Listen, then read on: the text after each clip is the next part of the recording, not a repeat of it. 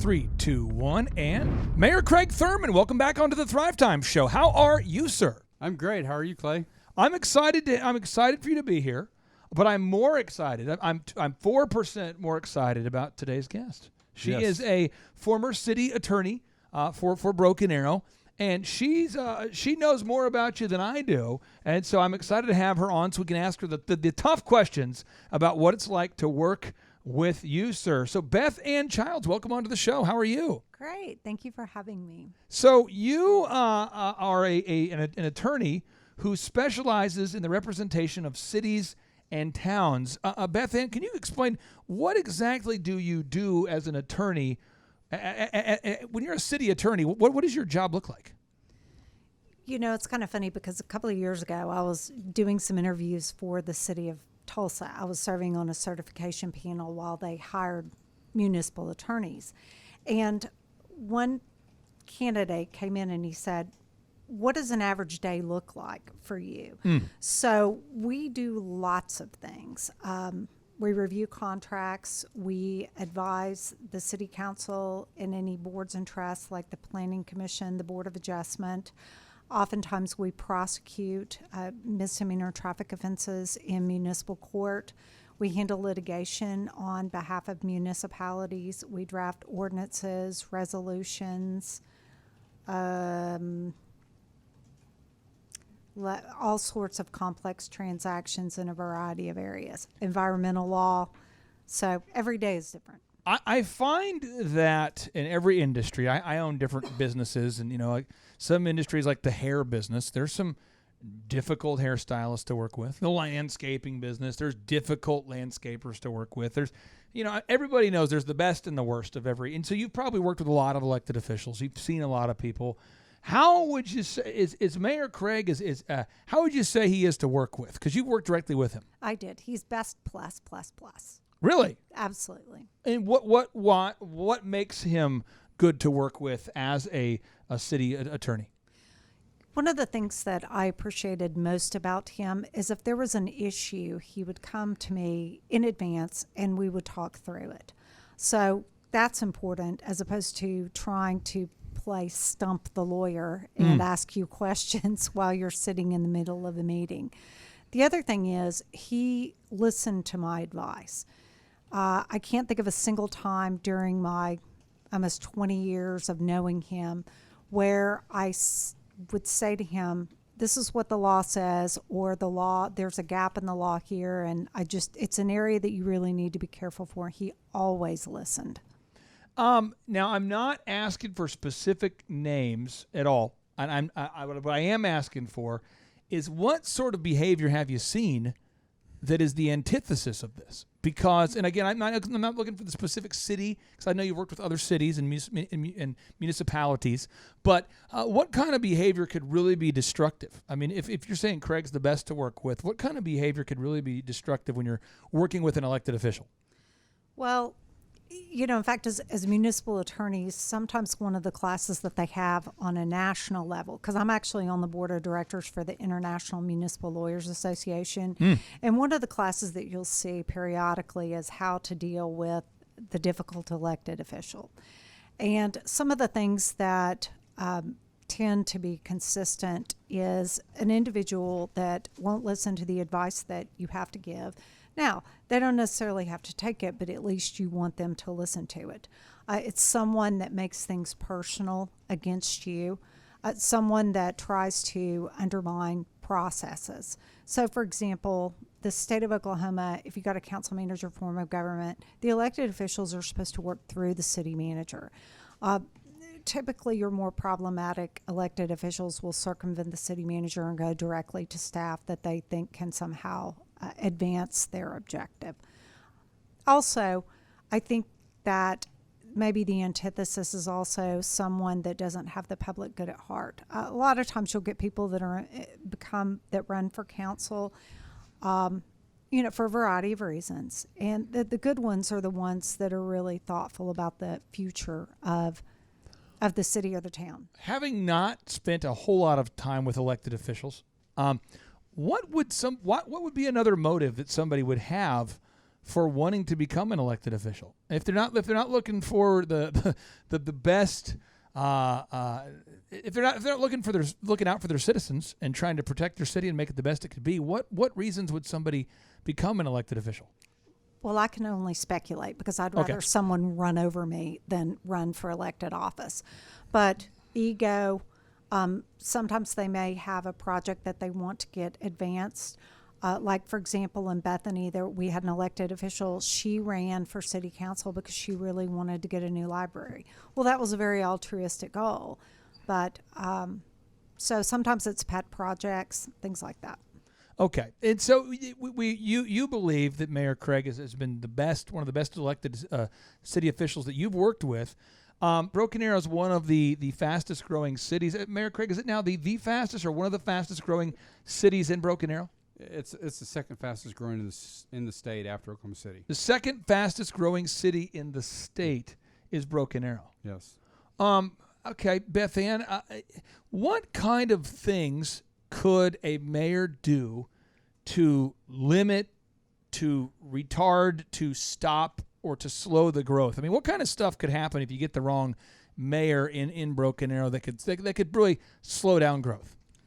Well, and you have to remember that the mayor isn't elected as the mayor in Broken Arrow. He's actually elected as a city council member, and then of the 5, they vote to elect the mayor. Interesting. Within the body. So that's a little of a different nuance than in some places like Tulsa, for example. Yeah. What was the question? Well, I mean, what kind of things could he do, hypothetically, to really mess up Broken Arrow? Let's say a different mayor was elected and put in charge. What kind of things could they really do to slow down Broken Arrow or to mess it up? Because we're growing there's a lot of factors involved. But what kind of things could a mayor do to really screw it up? I think that's a great question, and I think it's really important because sometimes what elected officials will do is they will become so focused on their own project that they neglect to look at the entire picture. They fail to be forward-looking, and they fail to actually to read the agendas and consider the items that are being discussed. They fail to self-educate on the things that they should be educated on, like the Open Meeting Act, the Open Records Act, economic development restrictions. And I think probably the most destructive behavior is making things personal and getting into verbal disputes or altercations in the public eye, as opposed to attempting to work together professionally with your co-council members. Hey, now we have another attorney here. We have 2 attorneys in the studio at the same time. Wow. Sue me, sue you, sue everybody. James, you're an attorney. Yes, sir. And you come from the Manhattan, right? That's right. You just returned from Manhattan, I believe, on Sunday. Am I correct? That's right. Last night. How are things in Manhattan? Well, things are rocking in Broken Arrow. I mean, all the parking lots are full. Things are going great in Broken Arrow. How are things in Manhattan? They're not happening like they're happening in Broken Arrow and in Jenks. Well, you can't borrow Mayor Craig. Well, I was going to take him. No, you can't take him. He's going to stay here. He's staying here. What questions would you have for Beth Ann here about Mayor Craig, his leadership of Broken Arrow? Because obviously you couldn't have 2 more diametrically opposed philosophies of government than Manhattan versus Broken Arrow. So you've lived in Manhattan. You just left Manhattan. So what question would you have? Well, so I had a question actually that has to do with the rulemaking capacity in the council and the mayoral sort of environment.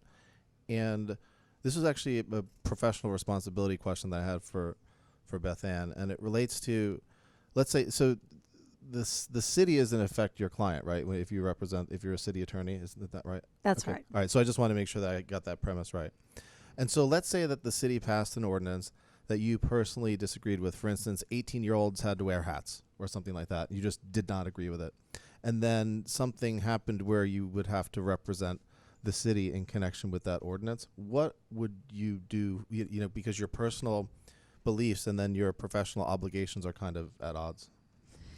I think it's kind of interesting because municipal attorneys are very good about tucking things away.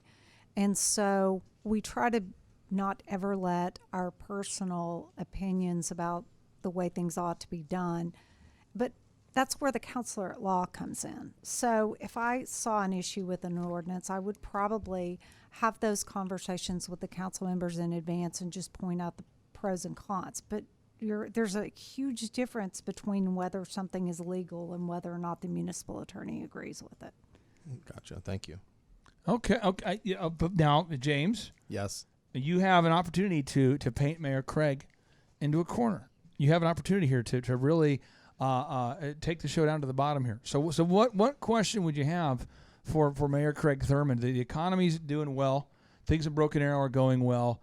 Families feel safe in Broken Arrow. There's a good energy here. You've been Mayor Craig. How long have you been mayor now? How many years? About 8 years. 8 years. Been on the council 20. I've been on the council 20 years. I've personally seen, witnessed Bass Pro Shop move into town. I've seen the downtown develop and take off.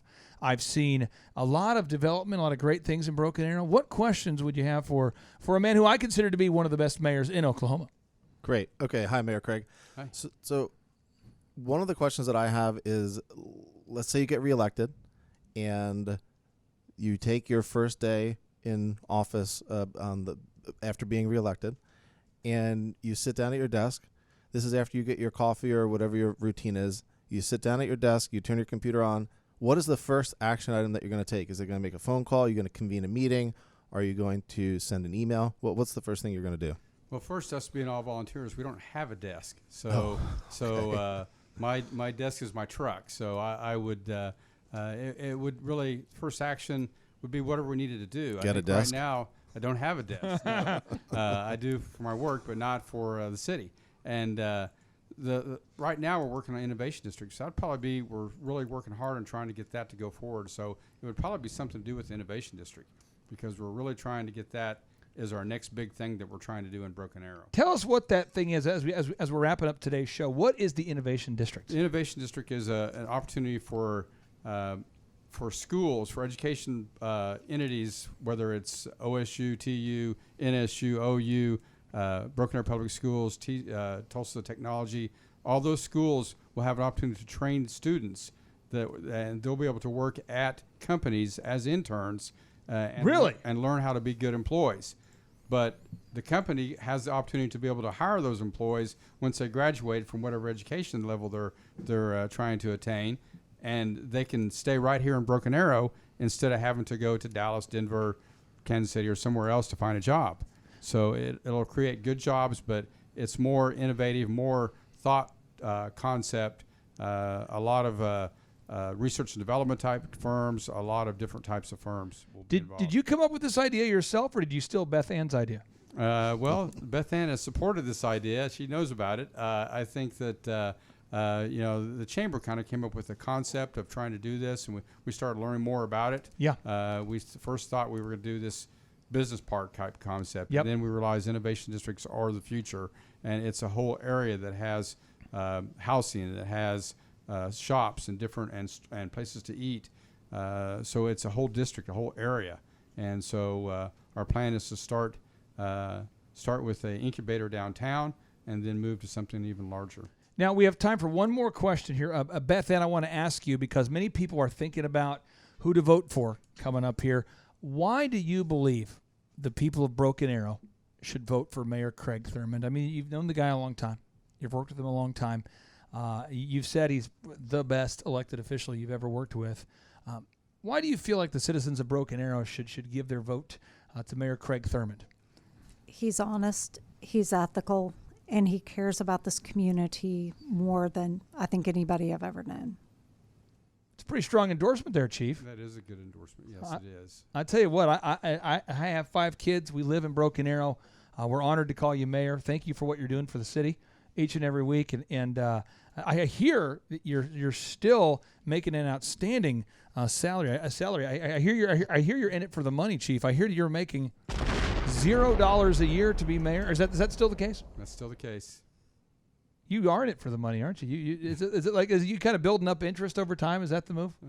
Well, there's really no move. It's just it's a volunteer position, and we have opportunity to make a difference in the community, and no one else has that opportunity, and so we get that opportunity on a daily basis. That's why everyone in the council does it. That's right. I don't know a lot of people that would do the job, but you do the job, and you do the job well, and you do it for the low price of free $99. So thank you, sir.